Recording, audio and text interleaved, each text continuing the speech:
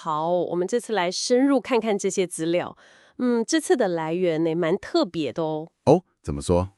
是廖老师关于灵魂的一些很独特的见解，不是一本书，是散在不同的笔记啦、混打里面。啊，了解。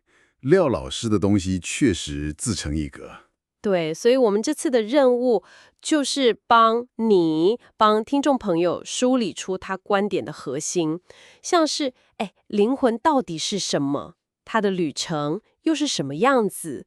然后这跟我们的存在有什么关系？没错，廖老师的看法，我感觉是融合了能量、维度，甚至佛学，还有他个人的体验在里面。嗯，那我们今天会聚焦专注在他对灵魂本质、轮回，还有那个意识跟真心的区别这些关键点上，就是拆解他对灵魂的核心洞见。听起来很有意思诶。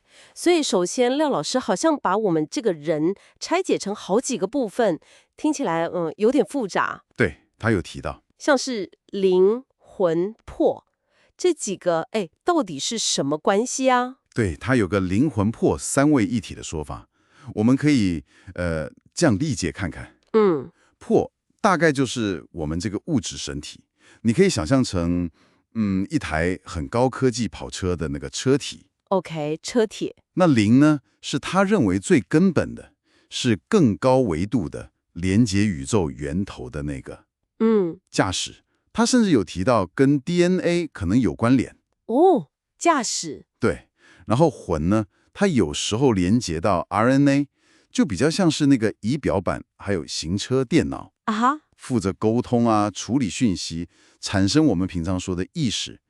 所以虽然说是一体的，但他特别强调，真正的核心那个驾驶是灵。了解了解。所以灵才是真正的那个本体，魂比较像是意识的操作界面，对魄就是这个载具。对，可以这么理解。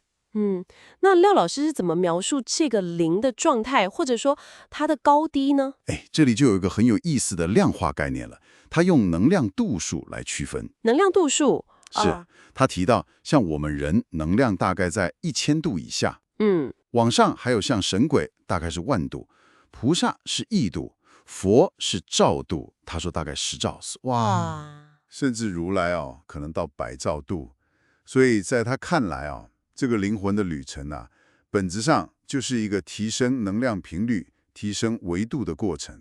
他把这个叫做进化回归。进化回归，用度数来形容灵魂层级，这个很具体耶。那这个提升的过程，跟我们常听到的轮回有什么关系？关系可大了。他提到如果我们离开这个身体的时候，心里还挂念着某些事，挂念着，对，比方说很强烈的执着啦，没解开的恩怨啦，他把这些叫做悬念。悬念对，带着这些悬念的灵魂状态就有点像他形容的那个阿飘生。啊，阿飘生，对，这个状态好像有个内建程式一样，会自动去寻找下一世能够了结这些悬念的环境跟角色。所以下一世的父母啊，遭遇啊，没错，就是这样被吸引过去的。这就是他讲的带业往生。原来如此。这个悬念就像是驱动轮回的程式码。所以，如果要跳出这个轮回，关键就在于对，就是放下，放下。放下对这一生的执着、不甘心、不平衡感，这样灵魂在转化的时候才能更清净，才有机会脱离他所说的那个天地人三界的循环。等等，这里有个观点，我之前看资料的时候觉得，蛮冲击的。哦，那个廖老师居然认为，从佛演化到人是退化，能量是降低了，是，他是这么说的。反而从人修回佛的状态，那才叫做进化回归。这跟我们一般认为进化是越来越高懂、越来越复杂，好像完全反过来耶。确实，这个说法非常颠覆。他描绘的那个图景是，灵魂是从一个至高的源头，它称为咒心或真心，咒心真心，对，是从那里降级下来，体验不同的维度。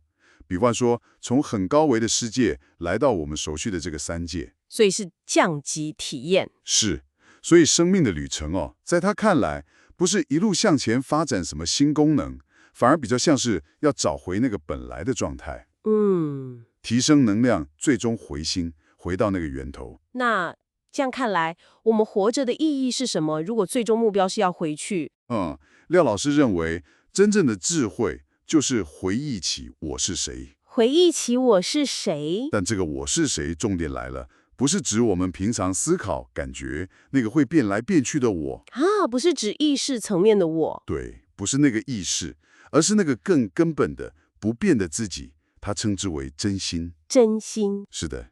他非常强调要区分意识跟真心。意识就像我们脑袋里不断变化的念头、情绪、人格面具，就是那个觉得我很快乐啊，我很生气的那个层面。而真心呢，是背后那个如不动的真正的观察者，是我们的本来面目。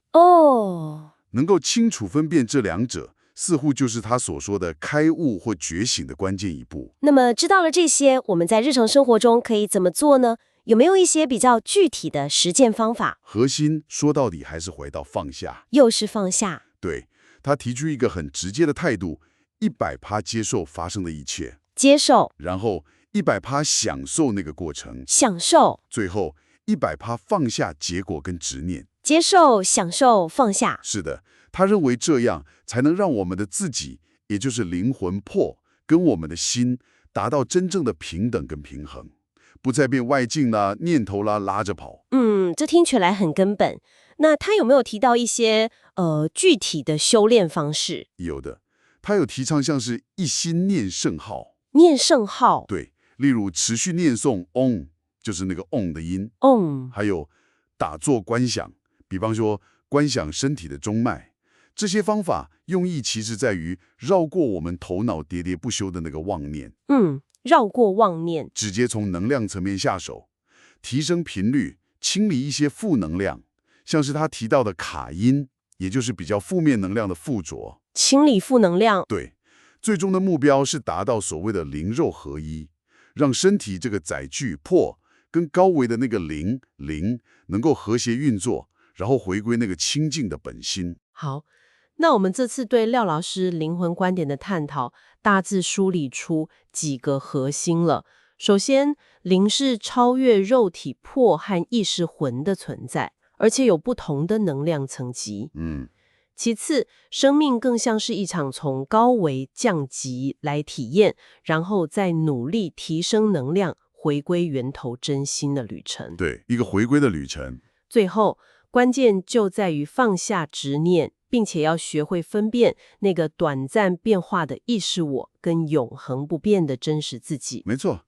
那么最后留给你思考的是，如果按照廖老师的说法，我们所经历的这一切，不管是好是坏，顺境逆境，甚至你遇到的每一个人，都可能是那个终极的自己，为了体验，为了学习，在不同的维度扮演着不同的角色所进行的一场大戏。一场大戏。那这个想法会如何改变你看待挫折、看待他人，甚至是看待整个世界的方式呢？